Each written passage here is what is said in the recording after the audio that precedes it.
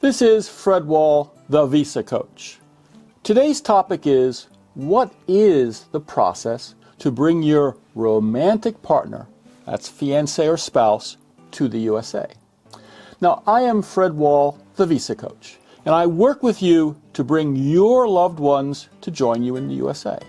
And the Visa Coach service, well, is unique. Unlike the others, we do not prepare your application, then walk away. Instead, I personally continue with you as a team through the entire journey, preparing your application and then guiding you all the way through USCIS, National Visa Center, the embassy interview, and finally entering the USA. And most of our happy clients will continue with Team Visa Coach all the way through to US citizenship. Now back to your situation. You have fallen in love. Your special someone lives in a different country. You want to marry. You want to have a life together. You want to be a family with her or him here in the USA. So what do? Well, the answer is you need to successfully navigate a complicated and difficult immigration system to bring your partner to the USA. And there are only two paths to choose from. Either marry, then apply for an immigrant visa for your new spouse, or propose marriage, get engaged to marry, and then apply for a visa for your new fiancé. Now today, I'm going to explain how both the fiancé and spouse visa processes work so that you can make an informed decision on which path to embark upon. And well, please watch to the end of this video because near the end, I will share the 3 top issues that you should absolutely discuss with your partner and come to agreement on before making your choice on which visa to apply for. Now, let's talk about how to bring your fiancé or spouse to the USA. Now, both processes are, well, roughly the same. We prepare an application. It is submitted in the USA to the United States Citizenship and Immigration Service called USCIS.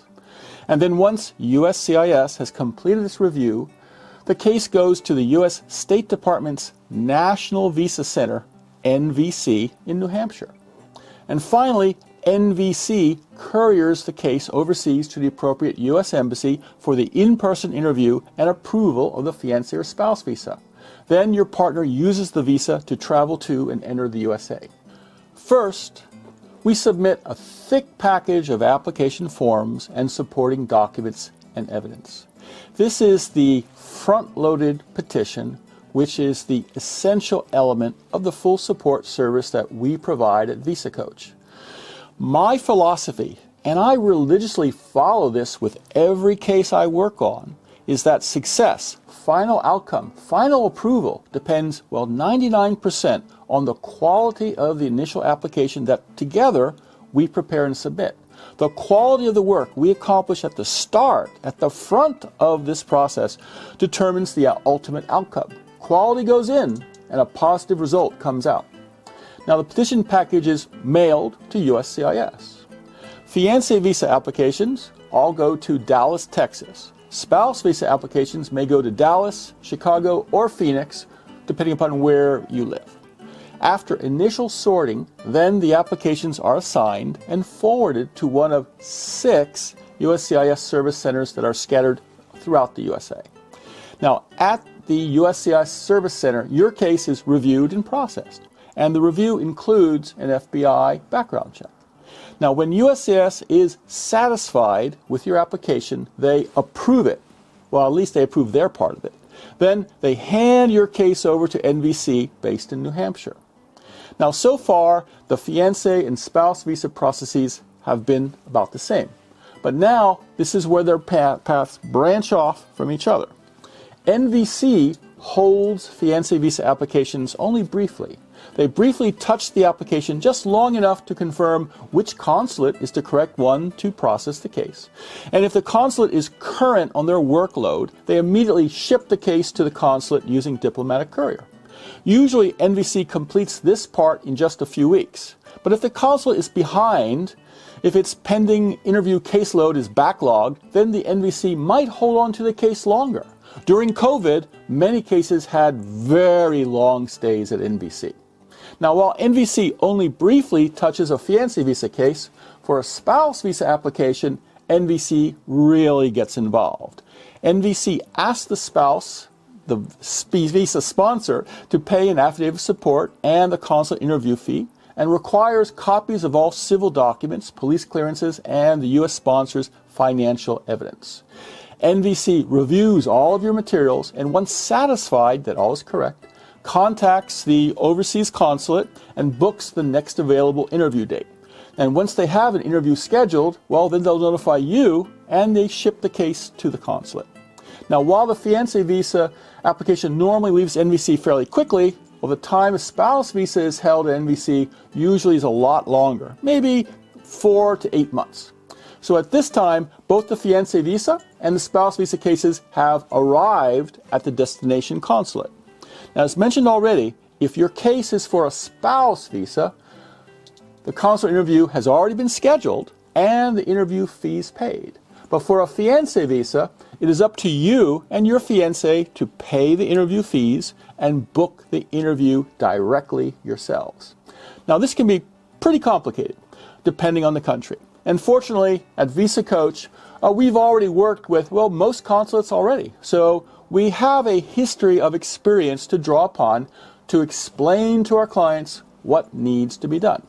Now, both fiancés and spouses have their interviews scheduled. And, well, they may even be together at the consulate waiting room on the day.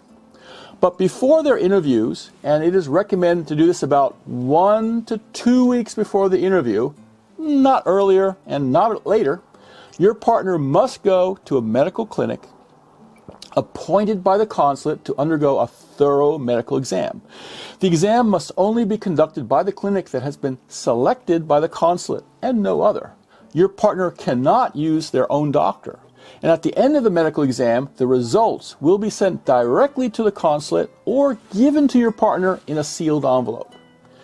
On the big day, your partner attends the interview at the U.S. consulate. And shortly after arrival at the consulate, your partner will be met with a locally hired clerk, speaks his or her language, and asked to present all of the documents that the consulate requires for the interview. Now, it's critical that your partner be prepared and bring everything that is required. Failure to bring even one item might cause the interview to be canceled, or, if allowed to proceed, might add weeks, even months of delay till the visa is issued. And because this is so critical and so easy to avoid problems, Visa Coach prepares for each of our couples a detailed checklist on what must be brought to the consulate. And this checklist is based on our, intimate knowledge of the couple's case and past experience with the consulate. Finally comes the actual interview. This is when your partner meets with an American consular officer, no longer local hires, who will be the absolute final decision maker. This is the big event. Now, during the interview, the consular officer must be convinced your relationship is bona fide and not a sham contrived for immigration purposes.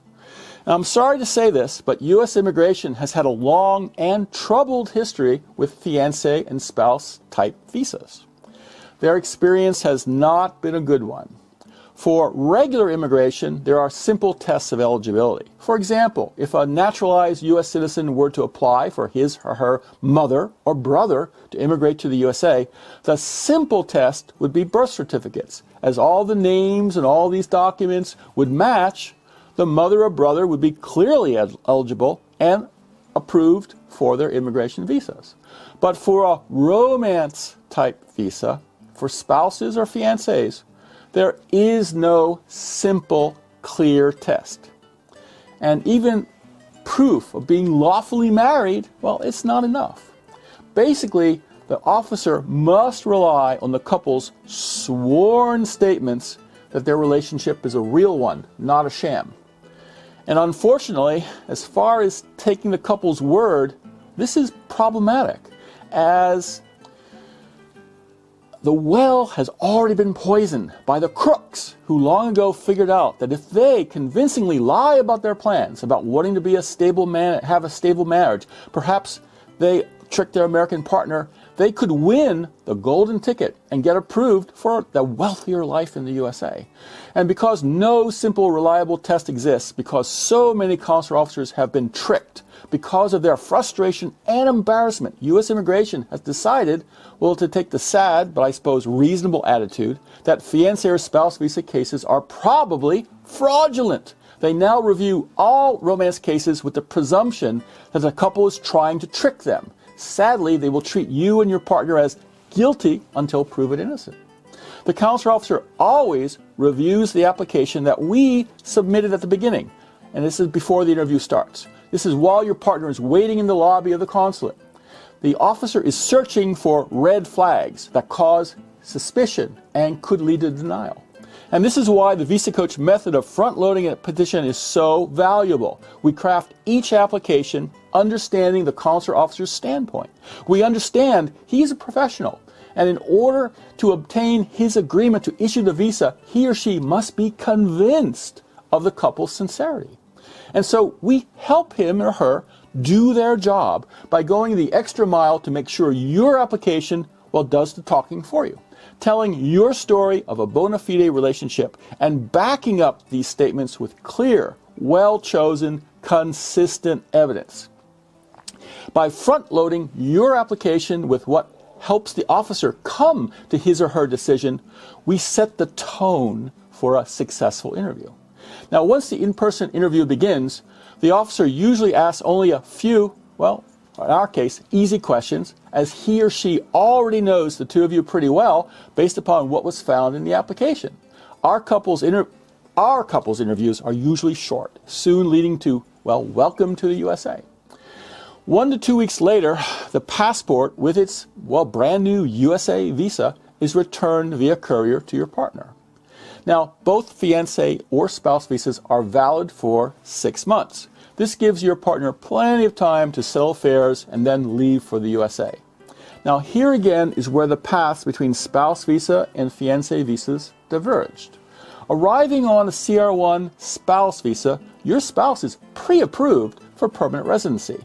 So without any additional effort, the green card is going to arrive in the mail in about, well, 2 to 3 months. Now, if your marriage is less than 2 years old, the new green card you get is only valid for 2 years. This is the so-called conditional green card. And 2 years later, we must go back to USCIS and apply to renew and upgrade it. And more about this later. Now, arriving on a K1 fiancé visa, you have officially 90 days, well, to get to know each other and better, okay, and decide to marry or not. You do not have to marry, but if you do not, your foreign fiancé should leave the USA before the 90 days expires. Now, assuming you marry on time, your new spouse does not need to leave the USA, providing that you apply to U.S. immigration for permission to stay. And this is a new application to be submitted to USCIS and is called adjustment of status. This allows your spouse to adjust his or her immigration status from a temporary 90-day visitor to a lawful permanent resident. Now, at the end of the adjustment of status application process, your spouse also gets the conditional 2-year duration green card. And so now the paths of fiancé and spouse visas join again. Regardless of what visa you originally applied for, well, now that you are married and living together in the USA and have a conditional green card valid for just the 2 years. At the start of the immigration process for your partner to get permission to come to the USA, we had to overcome U.S. immigration's guilty until proven innocent attitude. The reason that they only issue a 2-year green card is because U.S. immigration is still cautious. They're still skeptical about your romance case, and they want one more chance to catch you in fraud. So near the end of the 2 years, we apply to USCIS once again.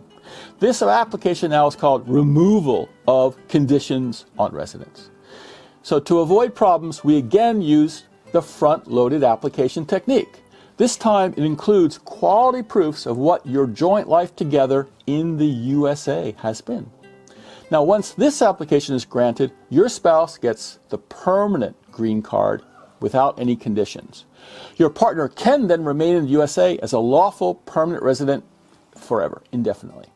Now, if your partner would like to become a U.S. citizen and enjoy, well, the benefits of U.S. citizenship, such as traveling internationally on a U.S. passport, well, once he or she has been a permanent resident for 3 years, your partner is eligible to apply. Now, while working together, I get to know my clients, well, really well. And they, in turn, will get to know me. Typically, well, they like the experience, and we continue working together as Team Visa Coach for each step along the entire immigration path. Visa, adjustment of status, removal of conditions, and finally, U.S. citizenship. Now, a question I regularly get is, in choosing between a fiancé or spouse visa, which one is easiest and best? Well, for most couples, there is no obvious winner to the which is easiest question. Both are equally easy, or maybe a better way to put it is that they are both equally difficult. Both rely on providing the same relevant evidence of your courtship and underlying genuine relationship. And in both cases, the interviewing consular officer must be persuaded yours is a bona fide relationship. Okay? Well, now it leaves which is best. Sorry, I cannot answer this one for you, because what is best for you and your partner boils down to what you and your partner really want to have happen and how. This is all about your personal preferences and plans. Now, there are 3 issues that you should discuss with your partner and come to a consensus on. How soon do you want to start your USA life together? How soon does your partner want to be eligible to get a job in the USA? And where do you desire the wedding ceremony to be held? Decide on these, and you'll pretty much have your answer as to which path is best. And in considering these issues, be aware of the following. How soon can life in the USA begin? Normally, the process to get a fiancé visa is faster than to get a spouse visa. However, during 2023 and expected for 2024, currently both fiancé and spouse visas are taking about the same amount of time, roughly 1.5 years each. This is a moving target, and well, it's going to change more often than I'm going to re-record this video. So if you are interested in up-to-date processing times, well, it's worthwhile to make a phone call or send an email to my offices. Fiancé visas can be applied for immediately after the in-person meeting, but a spouse visa can only be applied for after the wedding. How soon is your fiancé partner eligible to work? Well, arriving on a spouse visa, your spouse is pre-approved for permanent residency and can start working immediately upon arrival to the USA. Literally can go directly from the airport to the job. But a fiancé visa immigrant after arrival must marry, apply for adjustment of status, and work authorization first. And typically, the earliest work authorization is granted is going to be about 8 months after arrival. And finally, where to have the wedding. One of you may have imagined and hoped for and even planned for the ultimate wedding. Perhaps dreamed of where it should take place, what it would be like, which family and friends must be there. You really should be careful and do not disappoint your partner. This was Fred Wall, the Visa Coach. Now, click here to sign up for a monthly newsletter and receive bonus ebooks. Here for YouTube's recommendation. Here for the full playlist of recent videos on choosing between fiancé or spouse visas. And here to subscribe to our channel.